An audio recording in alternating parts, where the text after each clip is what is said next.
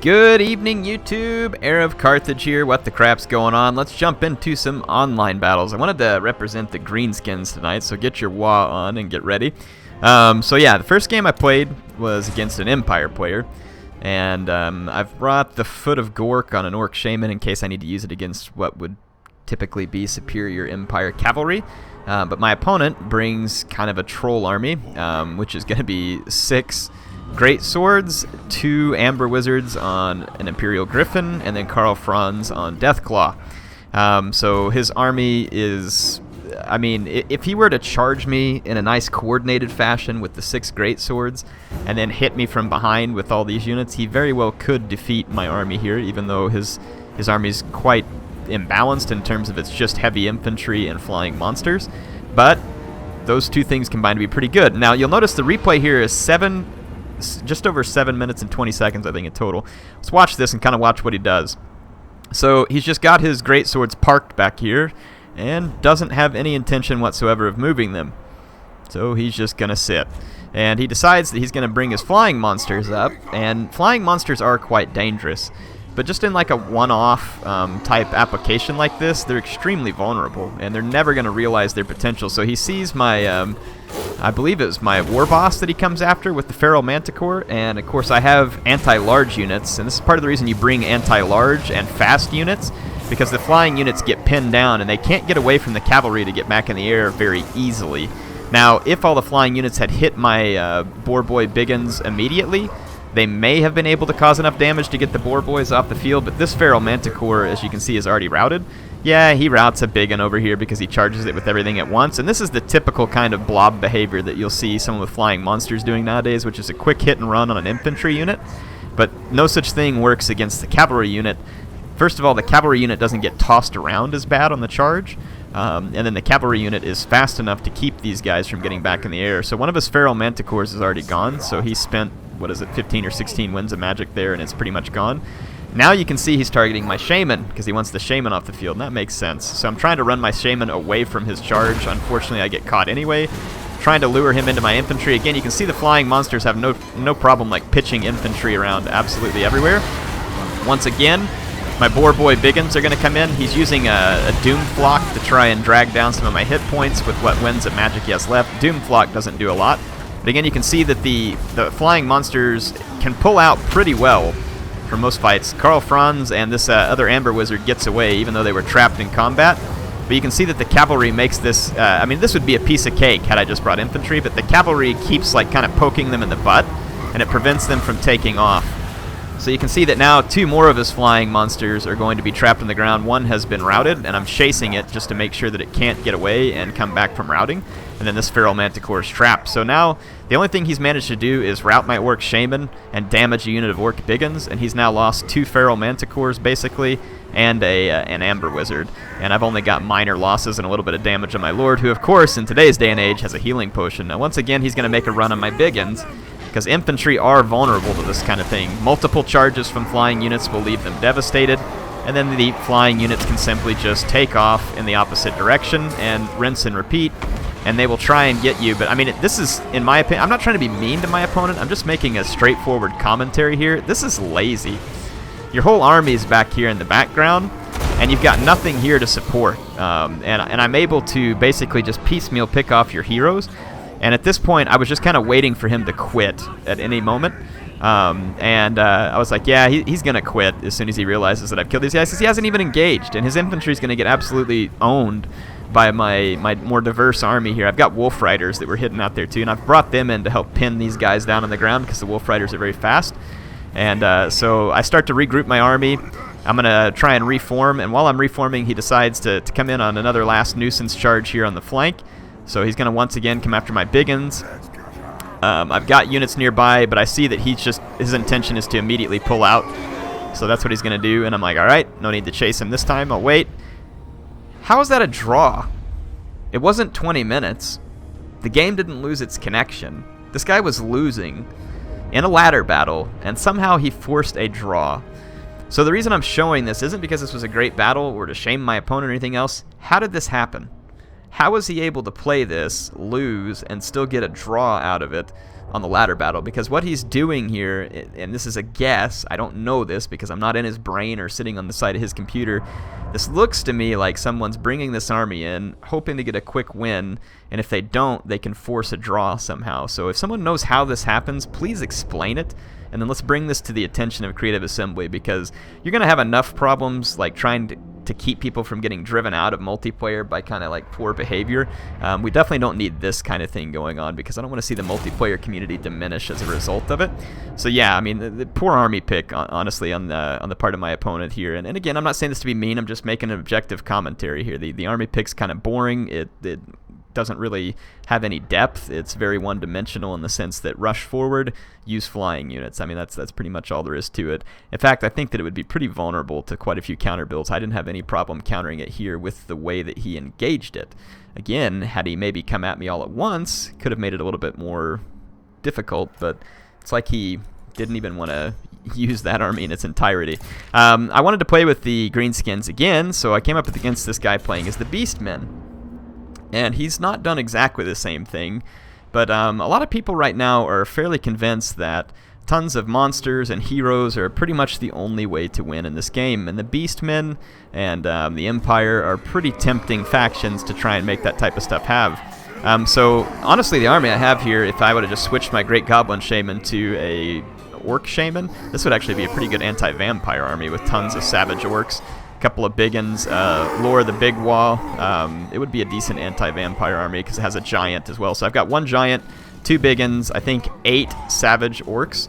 Of course, not very good leadership on these guys, so I've got units out here to support them. I have a Goblin Big Boss supporting on each flank of the front line, and then my Orc War Boss in the center. And then I've got a giant here to help dish out extra damage. The giant's going to be useful for multiple reasons. Minotaurs won't really do fantastic against the giant. Maybe if they all blobbed on it at once, they could do alright, but if they all blob on the giant, it's going to allow my infantry to blob in on them, and also my heroes to do some damage.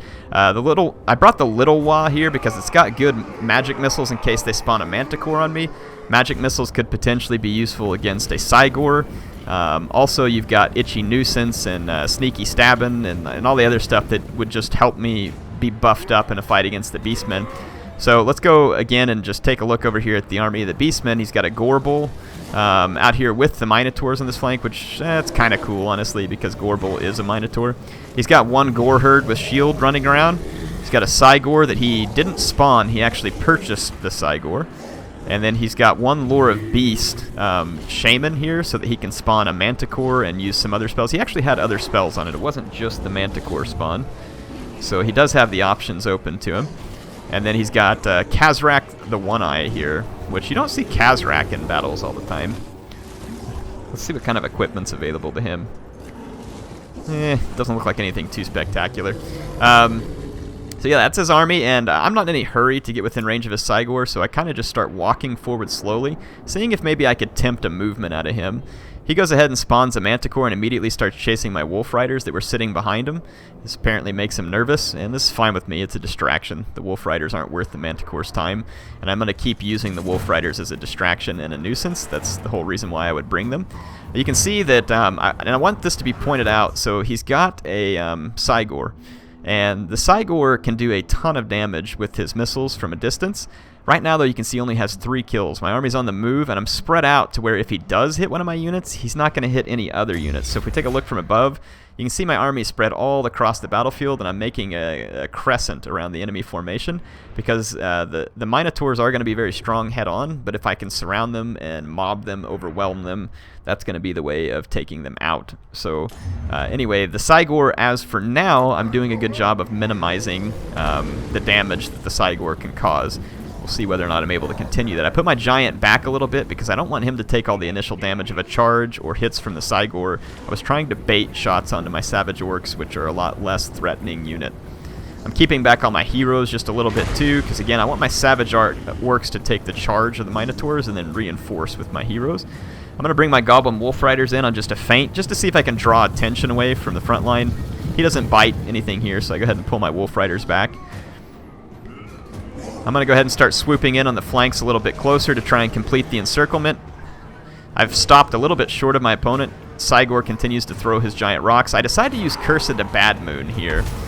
And I was figured like this would be a good way to weaken the minotaurs, but you can see they were going so fast. I did connect with them, but it doesn't touch anything else, and this ends up being a big waste of magic, so that was definitely a mistake on my part. Though, I mean, it did disrupt these Cygor's melee, or these minotaurs' melee attack pretty significantly for a while. It just didn't touch any other units.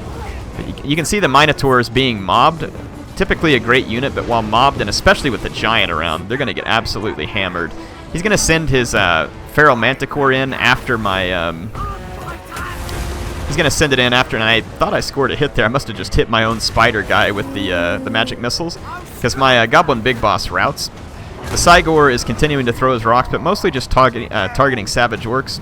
And then over here where Khazrak comes in, I'm going to use a unit of Orc Boarboy Biggins to pin him. And then over here I've used a unit of Boarboy Biggins to tie down the Gorbull and to lessen his damage. So he's having to fight units that he can't toss around so easy, and they're doing extra damage versus him. In the center, his Minotaurs just get completely overwhelmed, which is great. Again, the flying units are everybody's favorite for chasing off hero spam, which, you know, in a day and age where you have a lot of heroes, I can't say that I entirely disagree with that strategy. His Bray Shaman here is going to get absolutely pasted on the charge here. He's using Arcane Conduit trying to build up some more. But my Orc War Boss hasn't really done a lot of damage yet. He's trying to use a spell on me here right now. Doesn't look like it came out.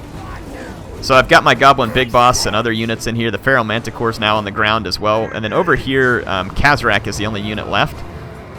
So we're going to have to try and work him out. The blob now here in front of the Cygor is going to help him really start racking up some kills.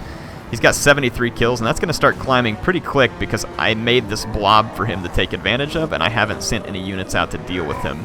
An Orc Boarboy Biggin actually would have been pretty useful, but I used them to tie down Gorbull, and I did do a lot of damage to Gorbull. My Shaman came back, my Big Boss came back, and I healed him. In the center, my Giant is still in great shape, and I'm taking out another unit of Minotaurs here. So basically the Beastmen's small numbers are kind of coming back to haunt them. Let's watch the Cygor here. Should get a pretty nice point-blank throw. Yeah. So he just racked up a lot of kills. He's probably aiming at my War Boss, but he just killed a ton of Savage Orcs there, like 20 of them, all in one throw. This is what happens when you blob up units in front of the Cygor. So where I started off good at minimizing the Cygor, I've done a very poor job at this time, and it's partly just due to the army he's brought. The formation of his army is going to end up leaving me in blobs, and it made it very easy for him to smash a ton of infantry with the Cygor. Again, you can see that he took massive damage as a result of this. I'm able to chase his Minotaurs with my Goblin Big Boss and continue to engage them with Savage Orcs, basically just tying these guys down and working away on them. Gorbull decides to come over and join this fight. It's not going to do him any good. Gorbull can't move the Giant. The Giant deals some pretty massive armor-piercing damage, which is going to be perfect at helping to bring down Gorbull. So Gorbull gets his face pounded. It's one of the few units in the game that will consistently pound a Gorbull, other than Gaze of Nagash, apparently. So yeah, Gorbull gets absolutely pummeled. There's the Feral Manticore. Where did is this Gorbull's corpse right here somewhere? So anyway, yeah, he got taken out. So at this point, things are not looking good for the Beastmen. Their army was very, very small, and the Orc army will continue to rout and come back, but that's actually one of the dangers of the Orc army, is that if you can't send a unit to chase them, these guys will just keep coming back and keep charging in, and it makes them very difficult to overcome in the late game. So all he's got is Khazrak and a Cygor. I'm going to send the Giant in after the Cygor, and you can see that he pulls a nice little trip move there. The Giant's going to be very well suited to fighting the Cygor here, so he's going to do pretty well. Look at these two behemoths facing off. Cygor's going to get damaged pretty badly. And then we got the Orc War Boss over here, and the Spider fighting Khazrak. You can see, though, that you get some weird charge animations rather than them just stopping to fight sometimes. So my War Boss is actually kind of just riding around doing nothing, while the Spider is poisoning Khazrak, which this poison attack on the Spider is extremely worthwhile. Check out this fight over here. Wow, that would hurt your toe right there. I'm sure the Giant doesn't appreciate it. Let's see the fight. I mean, you can see it's a clear victory for the Giant over the Cygor, as one would expect, because the Cygor is more of an artillery unit with a secondary melee role. And then over here you can see Khazrak just getting absolutely overwhelmed. My War Boss had the ability to heal up too, and I used that on him while he was in this blob and getting damaged. Let's watch the Giant drop the Cygor. He doesn't actually drop him, but he routs, and all the remaining Beastmen units rout at that point. So Again, I think that my opponent's army was too lopsided. The monsters are strong, the agents are strong, or I say agents, like the heroes are strong, but you can't, I don't believe you can consistently rely on an army of just heroes and monsters to carry the day for you. If you look at it, I mean, if you look at the challenge here, his guys are very powerful. 105 kills here on these minotaurs, not bad. But I had so many men to throw at it. The minotaurs are going to have to kill hundreds and hundreds of savage orcs, and they're going to take damage in that period of time. Minotaurs don't have a lot of armor, and savage orcs are in a damage-dealing unit. Yes, they have poor morale, and they will rout and come back, but they also have quite a few hit points, and they are just going to tank a lot of damage while dealing it back to the minotaurs. Kazrak, again, a decent lord here. He did a decent job on this battle. Gorbel really should not be fighting anti-large cavalry. That's not going to be a place where Gorbel thrives. He's going to do better at trying to pick off enemy characters and also at rolling unprotected infantry, basically. So his army just didn't have enough. I was able to surround it. I was able to overwhelm it, and as his men tried to enter the fights with my army being spread out, it ended up singulating his monsters and allowing me to kind of focus in and destroy the ones in the center, and then it was just a matter of wrapping up everything that was left. There's really no answer to the giant here. His Cygor should have probably been targeting my giant from long range, because all the damage he could have done to this guy from long range would have made the difference. You can see I picked up 2 chevrons on my giant because of the high value targets that the giant was able to kill. So only 3 kills, but don't be fooled. Again, it's the chevrons he picks up. Night Goblin Shaman didn't end up doing much, but again, at least it created something to keep his Manticore busy. So tell me what y'all think here. Do you really think that all monsters and heroes is viable? Is that something that you can use successfully, consistently online? I'm sure that in the hands of the right people, it could be pretty dangerous, but I'm just kind of curious what your thoughts are. Would you choose the all hero and monster army, or do you like kind of keeping things diversified? Do you feel like that gives you more power in an online battle, or do you think it makes you weaker? If you enjoyed what you saw, there should be a HeirofCarthage logo down in the bottom right-hand corner. Feel free to subscribe. I'll be bringing out more content daily. And, if you want to subscribe and keep watching, helps me out a lot. I appreciate it. Also want to thank MSI for having sponsored the build that I recorded this on. HeirofCarthage, signing out for now. See you soon.